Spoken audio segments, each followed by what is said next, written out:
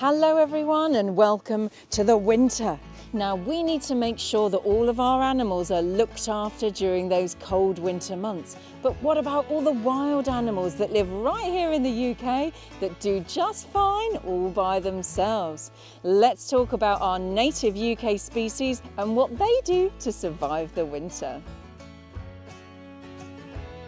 You may have heard the word hibernation. This is when an animal finds a warm, cosy place where they won't be disturbed and they hibernate all winter. It's basically like a long, deep sleep, and they only come out of hibernation in the spring when it starts to warm up. Hedgehogs hibernate, which is why it's great to build them a nice, safe hedgehog house in your garden. Bats also hibernate during the winter, but they look for a cave or a building, maybe the roof of a barn or a nice dry loft. But it's not just mammals that hibernate, plenty of insects hibernate too.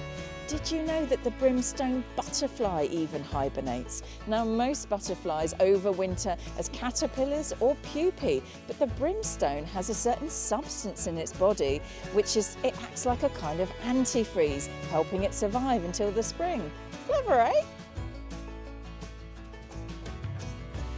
Now I'm sure we've all seen grey squirrels darting about in the autumn. They're collecting tree nuts like acorns and hazelnuts to see them through the winter.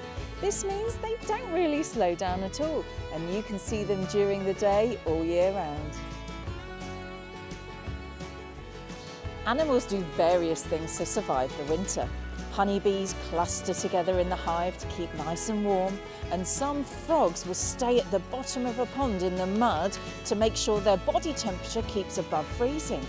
It's a risky business when your pond might freeze over, but to be the first male in a pond for when the female frogs start to arrive in the spring, a lot of males think it's worth the risk.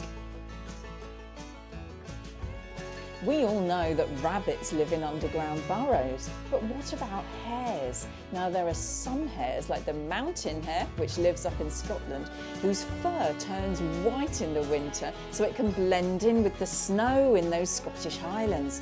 They move easily through the snow as they have large, powerful hind legs to help them leap.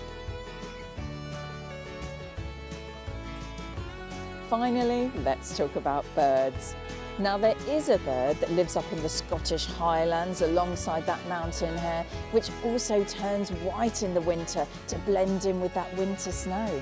It's called a ptarmigan, and it's a type of grouse. But most birds do other things, of course, to survive the winter. Robins, for example, will be positively active during the colder months, but many birds, like the wren, will seek shelter in cavities and bushes to stay away from those harsh elements. And if all else fails, there's only one thing left to do, and that's leave.